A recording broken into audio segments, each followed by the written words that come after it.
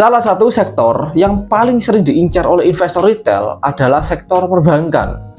Lalu, apakah middle bank lebih seksi daripada big bank? Oke, kita simak di sini ya. Favorit investor retail adalah sektor perbankan karena diyakini dapat memberikan capital gain, dividen, dan harga yang cenderung stabil. Inilah mengapa investor retail itu lebih cenderung masuk ke sektor perbankan. Kalau kita lihat secara histori IHSG atau grafik chart, dari ada beberapa sektor, ada Prime Bank 10, IDX 33, Evo Bank 15, IHSG LQ45, IDX sektor finansial. Dari keseluruhan ini, ada sektor bank, yaitu Prime Bank 10, IDX Info Bank 15, dan IDX sektor finansial. Ada 3 ya. Sementara melawan seperti IHSG, LQ45, dan IDX 30. Kalau kita lihat di histori ini, dari ketiga-tiganya ini unggul jauh daripada IHSG ataupun kawan-kawannya. Artinya sektor bank itu sangat bagus banget untuk jangka panjang. Nah, apakah middle bank ataukah big bank? Oke. Sebelumnya jangan lupa subscribe serta nyalakan lonceng agar update dengan konten dari saya. Oke, inilah penjelasannya. Big bank ini ada Bank Mandiri, ada BBCA, ada BBNI, dan BBRI. Sementara untuk middle bank ada Bank Danamon dengan IME10 atau kode ticker BDMN, Bank BTN dengan kode ticker BBTN, CIMB Niaga dengan kode ticker BNGA, dan OCBC NISP dengan kode ticker NISP. Jadi nanti kita akan bahas kinerja dari kedua sektor bank ini ya. Kira-kira yang mana yang cocok? Kalau sesuai dengan kita, ya big bank. Tapi kita nggak bisa mengucilkan middle bank. Oke, kita kinerja akan kita pakai fundamental. Yang pertama adalah laba bersih anual dan kuartal. Lalu ada pendapatan bunga dan beban bunga. Kemudian CASA rasio ya. CASA ini current account atau saving account. Current itu giro, saving itu tabungan. Jadi giro dan tabungan rasionya. Kemudian loan ya, pinjaman, DPK dana pihak ketiga, valuasi. Nah, ini adalah faktor-faktor fundamental yang sering kita pakai sebagai acuan menilai bahwa bank tersebut liquid atau tidak. Oke, yang pertama adalah laba bersih anual. Kalau kita cek ya di laba bersih anual, kita bisa lihat di sini ya, yang paling gede adalah Bank BRI. Kita tahu Bank BRI ini adalah bank sejuta umat yang dimana itu penyaluran kreditnya itu tinggi banget. Nah, ini paling tinggi adalah BBRI. Tapi kalau kita cek yang bawah, yang middle bank ini nggak kalah tangguh, nggak kalah juga. Nggak kalah bagaimana ya? Maksudnya itu nggak kalah dengan top bank atau big bank, yaitu BNGA. Ya, BNGA ini dari tahun ke tahun naiknya lumayan tinggi hingga 7,2 triliun, sekelas bank CIMB Niaga. Lalu untuk laba bersih kuartal ya, ini yang menarik juga bahwa BBCA itu tiap kuartal selalu mengalami minus. Ya, mengalami penurunan ya, bukan minus ya, mengalami penurunan itu di BBCA. Tapi penurunan terbesar itu terjadi di BDMN ya, 15 dan 10. Bank Danamon tuh gede banget, setiap kuartalnya penurunannya gede. Tapi ya di akhir kuartal terakhir dia naiknya tinggi 21%, sementara yang BBCA cuma 3%. Yang BBRI 34%, wow gede banget BBRI. Dan yang paling gede juga ada di BBTN dan BNGA, ini gede. Oke, untuk pendapatan bunga, jadi pendapatan bunga itu kayak gini. Misalkan bank ini melakukan penyaluran kredit. Nah, orang itu pinjam 60 juta, tapi total yang dikembalikan ke bank sebesar 80 juta. Nah, 30 jutanya itu apa? 30 jutanya adalah pendapatan bunganya. Nah, inilah salah satu keuntungan bank yang terbesar. Nah, dilihat di sini, yang paling gede itu adalah Bank BRI. Ya, Bank BRI sebagai raja kreditur kepada debitur, ya bisa dibilang mereka kurnya sangat baik banget. Ya, bahkan saya sendiri ada kur di Bank BRI, tapi secara pelayanan nasabah lebih bagus ke BCA. Dan untuk middle bank itu lebih bagus ke Bank Danamon atau CIMB Niaga. Ya, kalau kita cek di sini, yang paling gede adalah Bank BTN. Mengapa Bank BTN gede? Ya karena banyak KPR yang rekomendasinya ke sana. Nah, inilah salah satu alasan Bank BTN gede. Tapi ya di sini ada kita nggak kalah ya, ada NISP yang dimana pertumbuhannya sangat signifikan, yang awalnya 12,7 T menjadi 16,4 T. naiknya itu 29%. Ini paling tinggi dari bank-bank yang kita tampilkan di sini. NISP, OCBC, NISP itu paling tinggi. Lalu ada beban bunga. Nah, beban bunga itu gini. Misalkan bank mendapatkan 30 triliun yang tadi. Nah, itu ada beban yang dibayarkan untuk administrasi perbankan atau mungkin untuk marketing dan lain-lainnya. Itu mungkin sekitar 5 triliun hingga 5 juta atau sampai 10 juta. Nah, pendapatan bersih bunganya itu cuma 20 juta, sedangkan 5 sampai 10 juta itu adalah beban bunganya. Nah, di sini kita kalau cek itu beban bunga paling tinggi tetap ada di Bank BRI ya.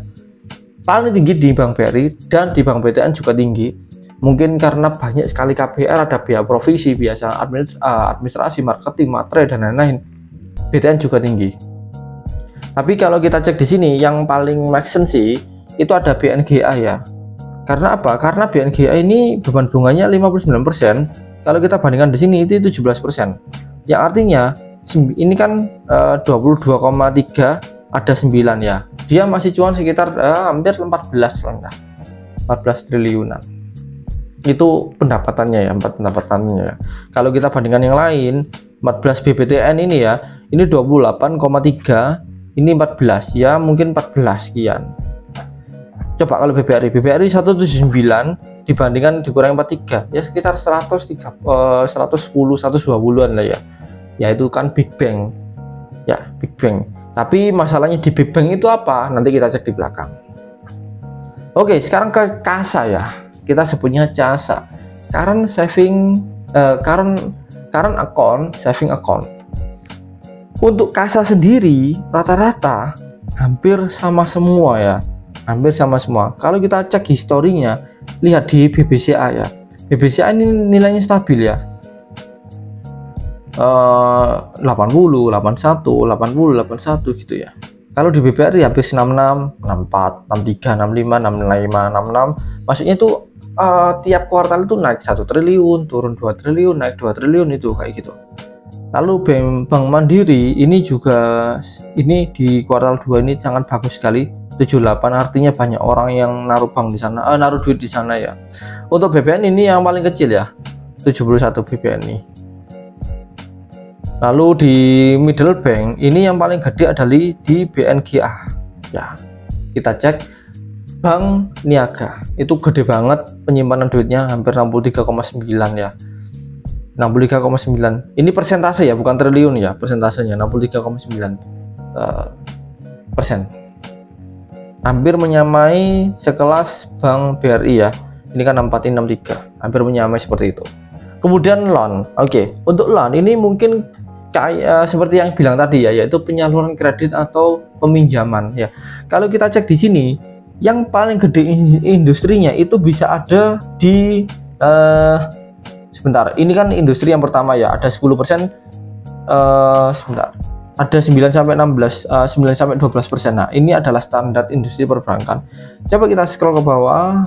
Nah, ini ada tinggi BMRI ya, tinggi ini 13 sampai 15%.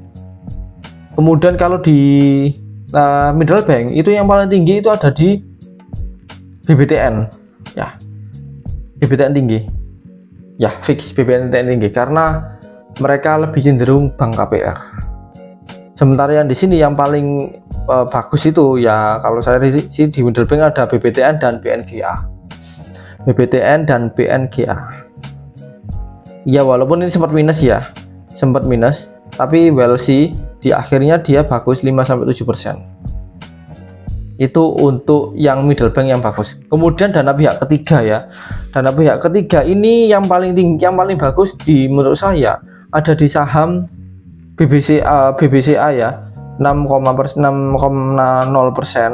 Kemudian ada di BDMN 13% ya. Dana pihak ketiga itu dana investor, dana institusi dan perorangan yang ditaruh di bank tersebut, itulah dana pihak ketiga. Di luar dari modal ya.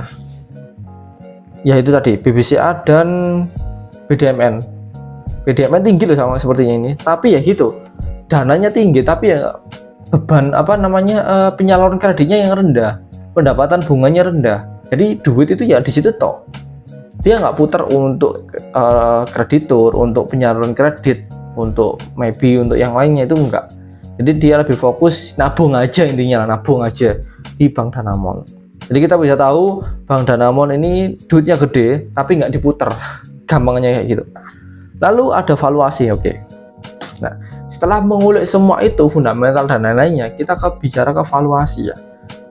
Untuk valuasi yang paling murah ada di Bank BCA, bukan paling murah ya, adalah year to date returnnya. Yang paling kecil itu di BBCA dan di BDMN, tapi yang paling gede ada di Bank Mandiri dan juga Bank BTN. Ini adalah valuasi yang dimana kita bisa cek apakah share price-nya, harga sahamnya terhadap keuntungannya itu sama apa tidak ya.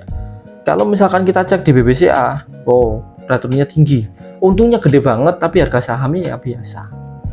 Beda dengan Bank Mandiri yang harga sahamnya itu ya stabil gitu loh, naiknya itu stabil, tapi keuntungannya tinggi. Nah itu loh, berjalannya seimbang.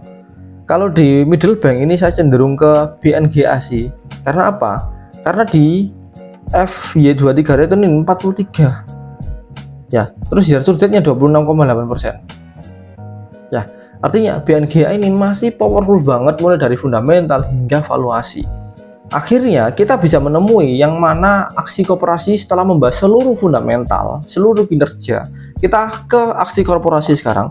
Yang pertama, BBTN yang dikabarkan akan berencana mengakuisisi PT Muamalat Bank. Ya, kita tahu Bank Muamalat itu warnanya biru kalau nggak salah, logonya gini. Itu akan digabungkan dengan unit usaha syariahnya milik perseroan, jadi BTN Syariah. Jadi dia mau menyaingi, BTN Syariah ini mau nyaingi BRIS, Bank Republik Indonesia Syariah ya, Bank Rakyat Indonesia Syariah, mungkin kayak gitu ya, BRI Syariah, Bank Syariah Indonesia, kode tikernya adalah BRIS. Jadi mau menyaingi itu, makanya dia mau gandeng Bank Muamalat, sedangkan BBTN sendiri itu syariahnya masih kecil, makanya dia mau gandeng Bank Islam, salah satu bank Islam terbesar di Indonesia yaitu Muamalat. Kemudian yang kedua, anak usaha dan mengenali BDMN, Bank Danamon atau ADMF, dan Mitsubishi UFJ Financial Group akan menguasai Home Credit Indonesia. Nah ini BDMN itu kan nggak punya leasing, nggak punya finansial, nggak punya leasing dan lain-lainnya. Jadi dia menggandeng Mitsubishi untuk akuisisi Home Credit Indonesia. Wow, menarik sih. Kalau ini benar terjadi ya, lebih ke Home Credit bakal gede banget suntikan dananya. Dia bisa mengalahkan sekelas mungkin Kredivo kali ya, mungkin Kredivo. Atau enggak, kalau gitu dia bisa mengalahkan sekelas Tokopedia Card atau GoPay Pay Later. Kalau terjadi, kalau enggak ya enggak bisa. Kemudian yang ketiga adalah BNGA yang bernama spin-off unit usahanya, berencana spin-off unit usahanya milik perseroan Siambi Niaga Syariah. Nah, kan gini, ada beberapa saham yang capex ataupun yang mendelegitimasinya. Ya, jadi kalau capex kan dia menambah unit usaha, menambah cabang dan lainnya, capital expenditure. Sedangkan delegitimasi adalah membuang atau mengambil perseroan yang nggak aktif supaya nggak membebani dia. Jadi Siambi Niaga Syariah ini akan di spin off sehingga modalnya bisa lebih banyak di BNGA-nya, jadi dia lebih fokus di situ. Dan yang terakhir adalah NSB mengakuisisi Bank Commonwealth. Kalau saya rasa yang NSB ini cukup bagus. Kita tahu Bank Commonwealth ini bank yang lumayan bagus, tapi ya gitu, dana valuasi, dana kelolaannya nggak banyak banget. Akhirnya dari seluruh ini, yang mana sih yang seksi? Middle bank versus big bank ya. Jadi middle bank kan ada 4. Kira-kira yang mana yang menjadi pilihan saya untuk berinvestasi? Oke, inilah jawabannya. Ya, jangan lupa subscribe dulu ya, serta nyalakan lonceng. Oke, saya memilih, sebentar, ini ada satu lagi yang belum ya. BTPN akan melaksanakan reg ISO untuk mengakuisisi perusahaan multifinance terafiliasi PT Orto Auto Multi Arta dan PT Summit Auto Finance. Apa itu jenis BTPN ini? Saya kurang mengerti ya BTPN ini bagaimana. Tapi yang penting BBTN-nya ini ya. Kalau BTPN ini kan kita nggak jelasin tadi ya, kita skip aja lah. Oke, jadi yang saya ambil adalah BNGA dan BBTN. Mengapa? Karena valuasi murah, kemudian banyak kreditur, loan-nya cukup stabil, dan yang paling penting adalah DBK-nya itu tinggi. Walaupun penyaluran kreditnya itu tinggi, tapi DBK-nya juga tinggi. Nah ini loh, kita kembali ke casa tadi rasio. Kalau casanya bagus ya otomatis banknya liquid. Itu tok sih. Oke, Belsi, silahkan diskusi di kolom komentar teman-teman. Barangkali ada yang mungkin saya salah sebut, ya bisa dikoreksi lagi di kolom komentar. Oke, kita next di video-video selanjutnya. Saya Rizky, sampai jumpa.